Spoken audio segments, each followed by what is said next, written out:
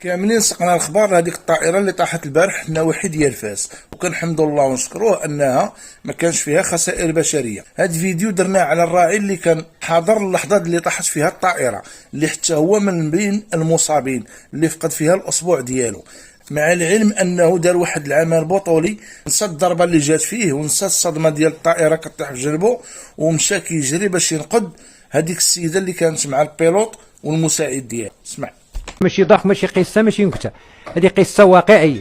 انا اللي كنشوف الطياره راه ماجيه من الغرب، كي حطت في المطار والله اعلم واش ما عنده فران، واش سالوا العقل ولا شنو، كيخرج ديريكت فات الحدود فات الطريق فات المطار وخرج لواحد المنطقه فلاحيه مغروسه بالزرع وشجره الزيتون. ديك اللحظه جاو السيكيوريتي ولا جودان جا كيجريو علينا كاع، علاش نكذبوا على الله. داك المخزن اللي جا الاولي جا كيقول لك اش كدير هنا، واش بنادم مسكين موعد في الصحه ديالو كيقول له جري عليه جري عليه جري عليه، زعما داك الحيوان حيدهم علينا، ما تشوفوش الناس، ما يشوفوش هذا الحيوان.